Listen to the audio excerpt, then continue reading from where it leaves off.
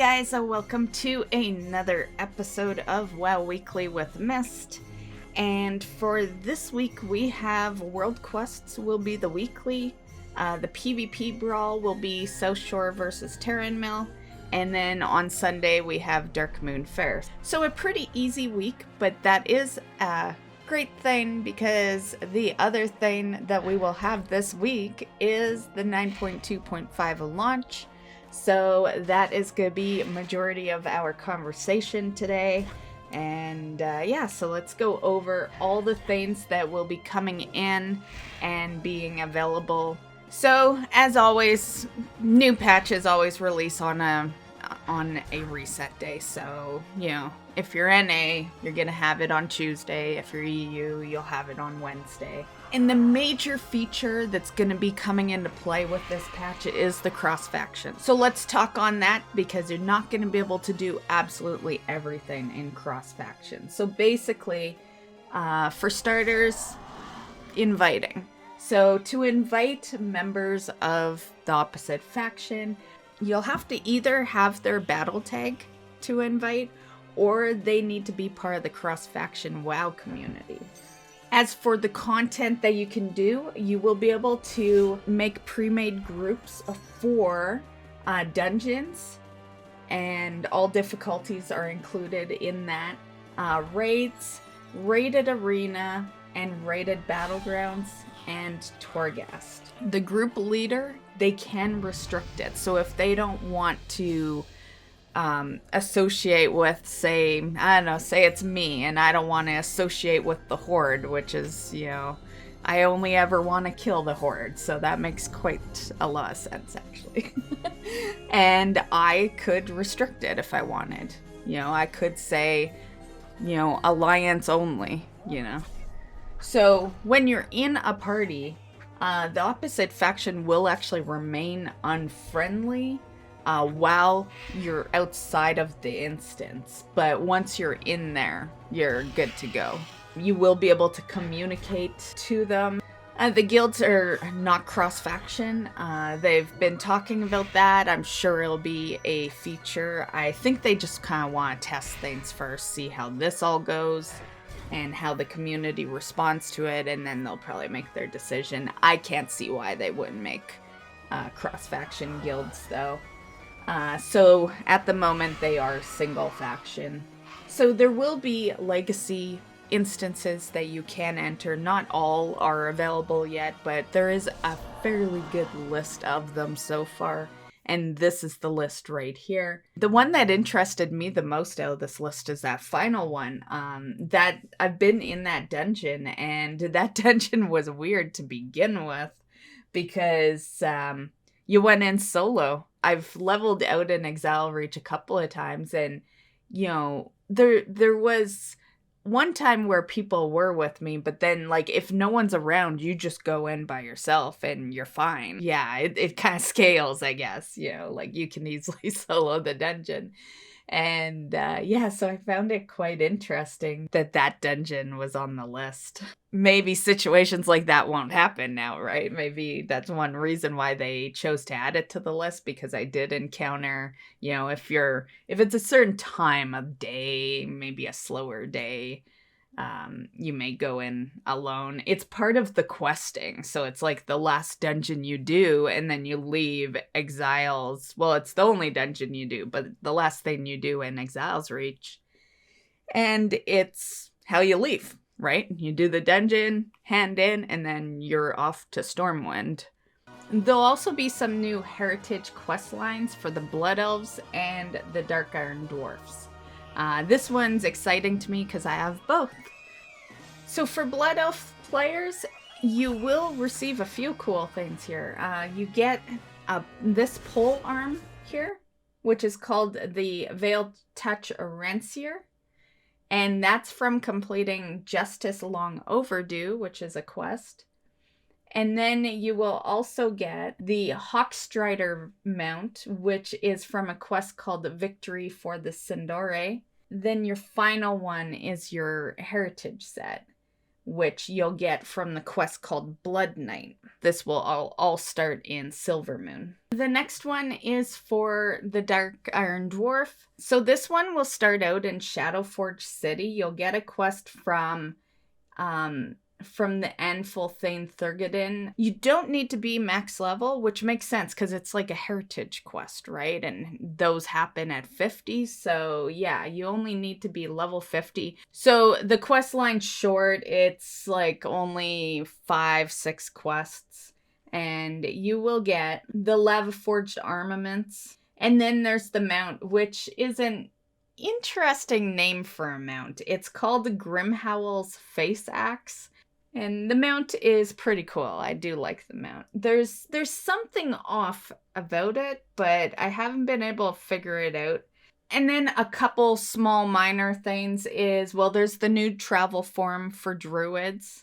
And this is it. I still prefer my regular travel forms. I'm not too terribly fond on these new ones for the druids. And then also there is the Renown Change. Basically what this is the broker mark that you can buy in-game right now that takes your Renown all the way up to 40.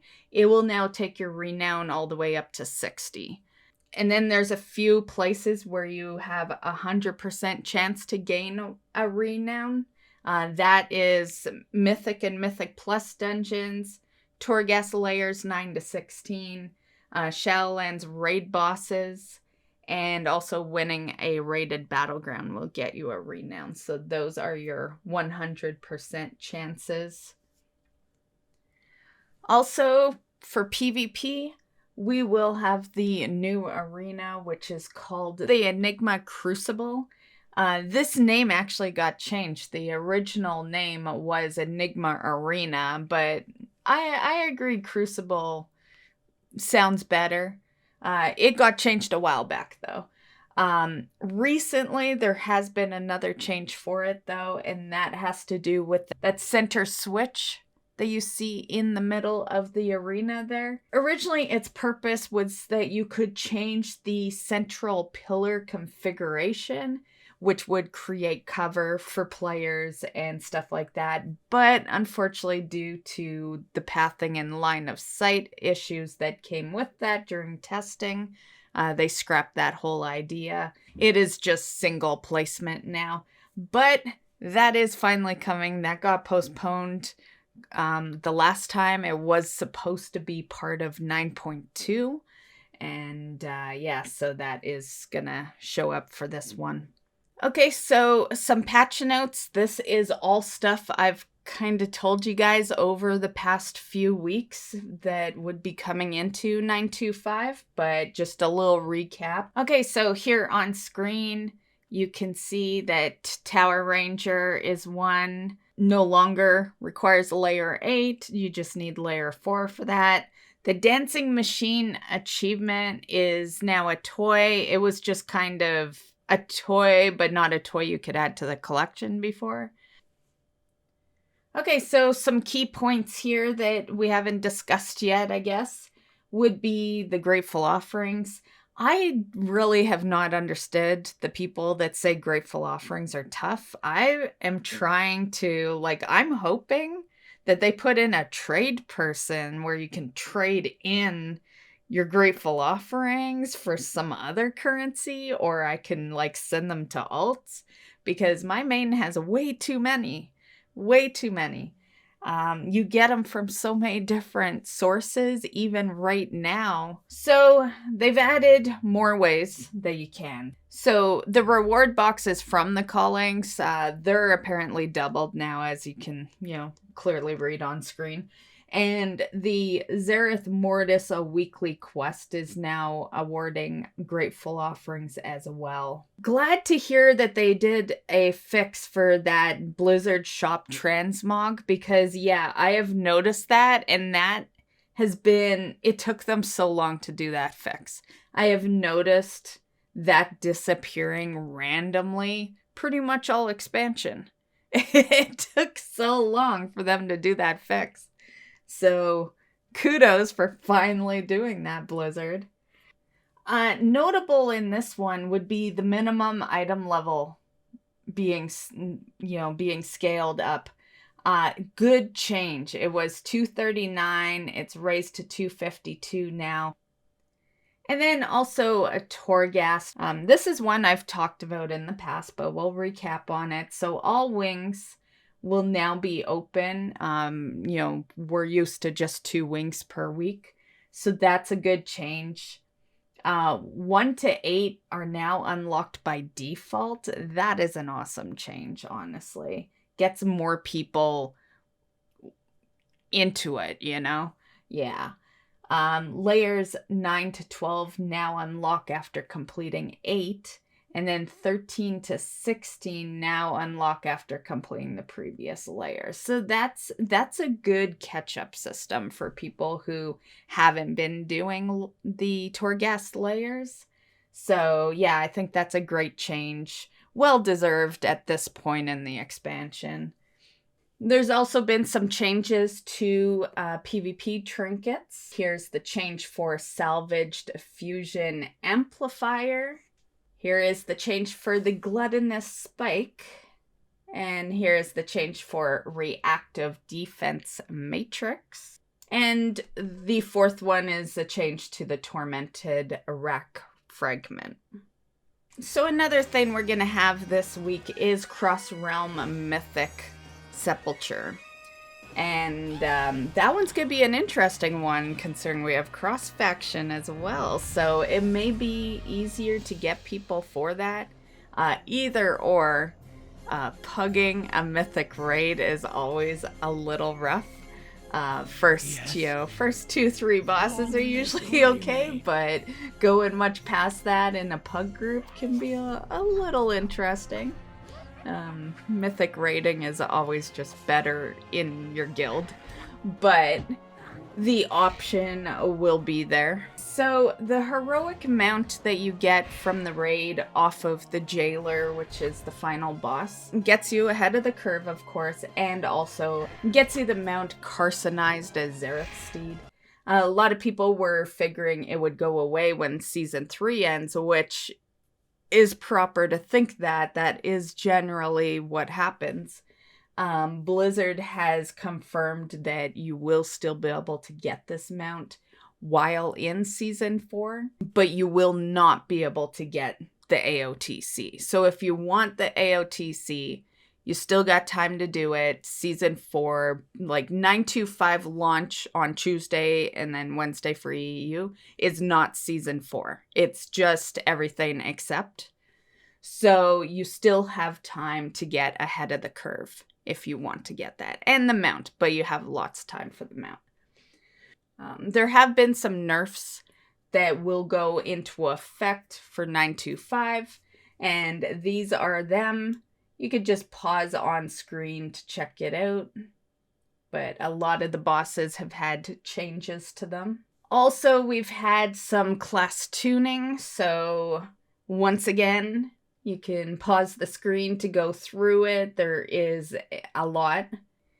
And just one additional thing that I wanted to add on top of all the class changes you're seeing on screen right now is that there was also one other change, and that is that if you are sitting in tank spec, you now generate more threat.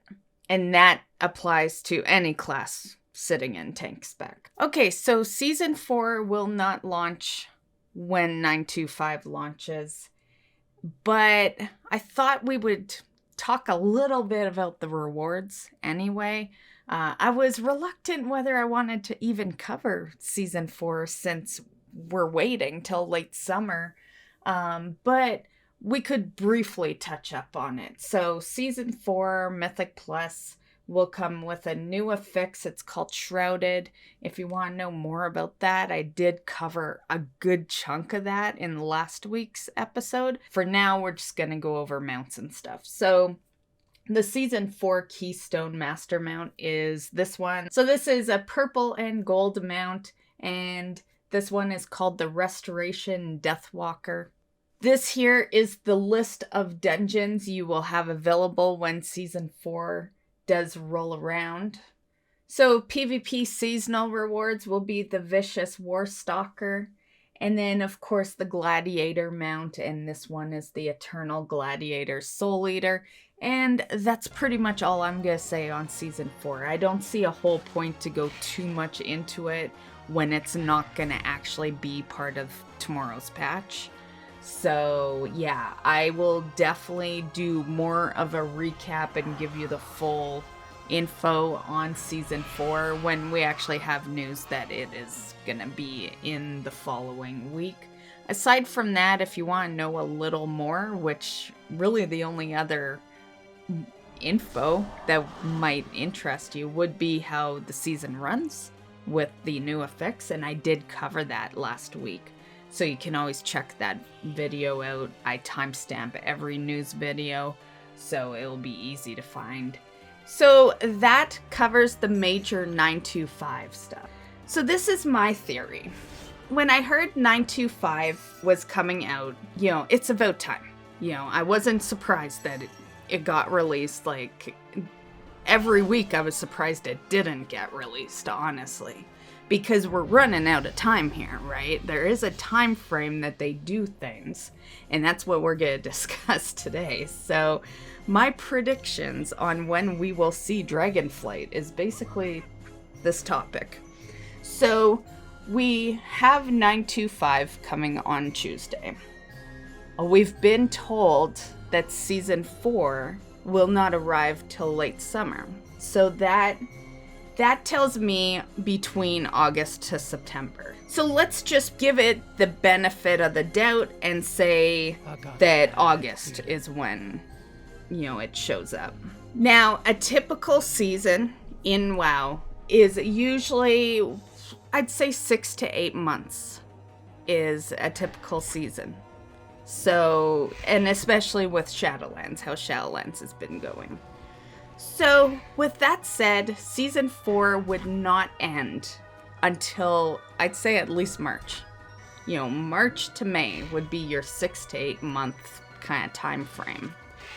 And so that puts Season 4 ending at March, unless they rush things, right? But let's just say they aren't rushing things and they're doing things as they normally would. So, March, Season 4 ends. We still have the pre-patch that happens before Dragonflight actually releases. And pre-patches, on average, are usually 4 weeks. There's been a couple of situations where they were longer. It's always been 4 weeks of a pre-patch, except BC was actually 6 weeks. Legion was also 6 weeks, and Cataclysm was actually 8 weeks. So, yeah, those are the exceptions. Other than that, every single other expansion was on a 4-week time frame for the pre-patch. Which means that if the Season 4 ends in March and then they start the pre-patch right there and then, the pre-patch would end, sometime in April or maybe May, depending on what date the pre-patch started. And that means that we're looking at a May release for Dragonflight, which is a lot later than I think many people were predicting prior to knowing that Season 4 was even gonna be a thing at all. I was predicting January. But now that I know that Season 4 not only is a thing, but also is not even showing up till late summer. So that's my new prediction. I feel like I'm probably breaking some hearts by throwing this part into the video, but my new prediction is like another year before we see Dragonflight. Yeah, because this is the time frame they roll. So this prediction isn't just me being crazy and being like, we won't see it for a year. This is me looking at time frames and how they do every expansion ever since like BC, basically. So I just thought I'd add that in because this is not just a guess. This is me doing the math on, how they usually run things. And I think one thing people have been forgetting that I've noticed when people come into stream, I've had people thinking we're going to see Dragonflight in like November. There's absolutely no chance of that now with late summer season 4 starting. That's my new prediction. I'm sorry if I broke your heart if you're looking forward to Dragonflight, but just looking off of that and knowing the late summer thing, I would be surprised if we did actually see it before May. Or before April, because it could be April-ish. They could end the season like a month early or something, but what they would have to do is get shit rolling out right away, they are on a time crunch, and yeah, that's another year of Shadowlands. Yeah. Okay, so accomplishments this week. There was only really one major accomplishment because my time at Sandrock released this week, and ever since Thursday, I've been playing non-stop my time at Sandrock. I haven't actually logged into WoW since Wednesday. Yeah. But Wednesday is the day we did the accomplishment. So Wednesday, I was doing my farm for Infinite Timereaver, and I got it. I actually looted Infinite Timereaver. I couldn't believe it. I was on attempt number 607, and it dropped. I was actually running Nexus on my Warlock at the time, and it dropped on the second last boss. And it was pretty crazy because I had people in chat gratzing me and then stream gratzing me, and it was awesome. I couldn't believe it. Yeah, and the funny part is I was just blabbing to chat about some random nonsense. I don't even know what I was talking about in chat at that time, and it just kind of popped out of nowhere. Yeah, so that was really cool. And I am so glad to have that. It was kind of like, other than the panda mounts, the world boss mounts, it was kind of the last super rare mount that I felt I could eventually get on my own, looting and not buying off the black market or something. It's not on the black market, by the way, but you know what I mean. So I was really happy to get it. It's a super rare mount. So that was cool. That was basically my one and only accomplishment this week. Okay, the last topic I want to talk about is Diablo Immortal. So originally I had no interest in this one, even being a Diablo fan, because at the start it was just a mobile game. But now that they've announced PC access to it, I'm more interested. I love Diablo, right? And it's a good filler-in game while I wait for D4, I guess. That's the way I see it. So this is going to launch this week as well, June 2nd. So that is Thursday, and it will be at 10 a.m. Pacific. Now, I'm so glad they chose Thursday because I didn't want to... I wanted to log in for patch day for WoW, and I didn't want to rip a mount run stream. So they did it perfect. I can still do my mount run stream on Wednesday, and then Thursday we go and check out Diablo. And so not too much to say on this, but some little details. This will be cross-play, so if you do play mobile, you can actually continue on PC and, vice versa.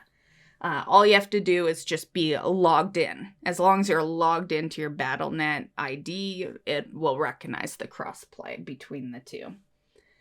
Controller support seems to be there.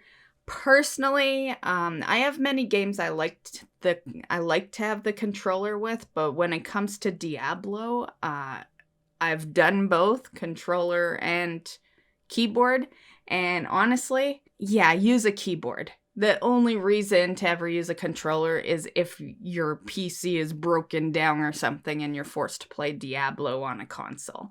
Aside from that, Diablo just plays better on a keyboard mouse. So that's my personal opinion, but if you're like, you hate keyboard mouse games, then, but I imagine if that is you, you're not watching this channel anyway, because the main game of this channel is a keyboard mouse game. So, yeah.